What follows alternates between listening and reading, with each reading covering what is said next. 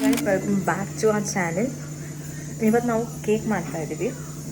So first ಏನು ಮಾಡ್ತಾ ಇದ್ದೀವಿ ಅಂತ ನಿಮ್ಗೆ ಗೈಸ್, ಇವಾಗ ನಾವು ಗನಾಶ್ ಮಾಡ್ಕೊಳ್ಳೋಕ್ಕೆ ಕಾಂಪೌಂಡ್ ಚಾಕ್ಲೇಟ್ನ ಕಟ್ ಮಾಡ್ಕೊಂಡಿದ್ದೀವಿ. 250 ml ಫ್ರೆಶ್ ಕ್ರೀಮ್ ತೊಗೊಂಡಿದ್ದೀವಿ. ಅದನ್ನು ನಾವು ಮೀಡಿಯಮ್ ಫ್ಲೇಮಲ್ಲಿ ಬಿಸಿ ಮಾಡ್ಕೊಳ್ಳೋಣ.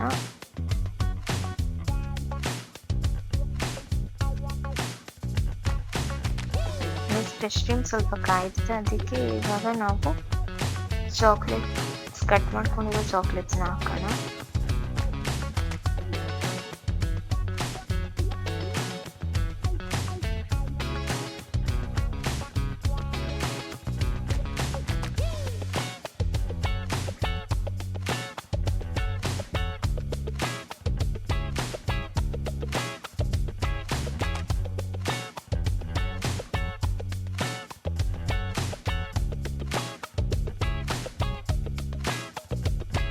ಇವಾಗ ಮಿಕ್ಸ್ ಮಾಡ್ಕೊತಾ ಹೋಗುವ.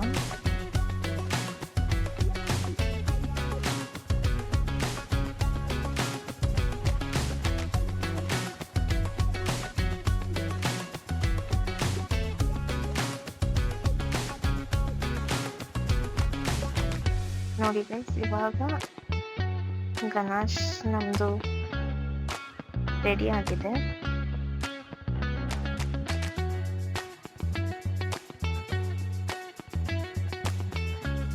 ಈ ಗನಾಶ ನಾವು 4 to 5 hours ಫ್ರಿಜ್ಜಲ್ಲಿ ಇಡೋಣ, ಸೊ ದಟ್ ಅದು ಗಟ್ಟಿ ಬರುತ್ತೆ. ಇಂಗ್ರೀಡಿಯೆಂಟ್ಸ್ ಹಾಕೊಳ್ಳೋಣ. ಇವಾಗ ನಾನು 1.5 ಕಪ್ ಮೈದಾ ಹಾಕ್ಕೊಂಡಿದ್ದೀನಿ, 1/4 cup cocoa powder,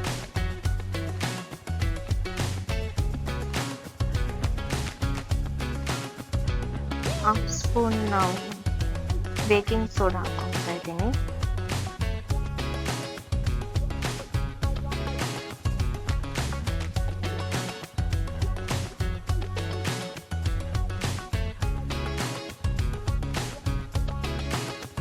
okay guys, ಇವಾಗ ನಾನು ಇದಕ್ಕೆ ಶುಗರ್ ಮತ್ತು 1 ಕಪ್ ಆಯಿಲ್ ಹಾಕಿದ್ದೀನಿ, ಆಮೇಲೆ ವೆನಿಲಾ ಎಸೆನ್ಸ್ ಹಾಕಿದ್ದೀನಿ. ಆಮೇಲೆ ನಾನು ಸ್ವಲ್ಪ ಹಾಲು ಹಾಕೊಂಡು ಮಿಕ್ಸ್ ಮಾಡ್ಕೋಬೇಕು ಗೈಸ್. ಈ ಹದ ಬರೋವರೆಗೂ ನಾವು ಇದನ್ನು ಮಿಕ್ಸ್ ಮಾಡ್ಕೊಂಡಾದ್ಮೇಲೆ ಓವನಲ್ಲಿ ಇಡ್ತಾ ಇದ್ದೀನಿ ಗೈಸ್. ಇದನ್ನು ನಾನು ಪ್ರೀ ಹೀಟ್ ಮಾಡ್ಕೊಂಡಿದ್ದೀನಿ.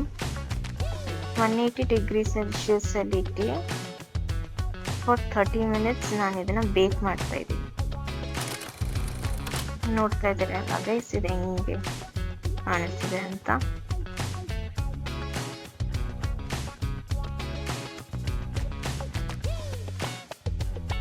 ಇವಾಗ ನಮ್ಮ ಕೇಕಲ್ಲಿ ಆಗ್ತಿರೋದು ಕಾಣಿಸ್ತಿದೆ ನೋಡಿ ಗೈಸ್.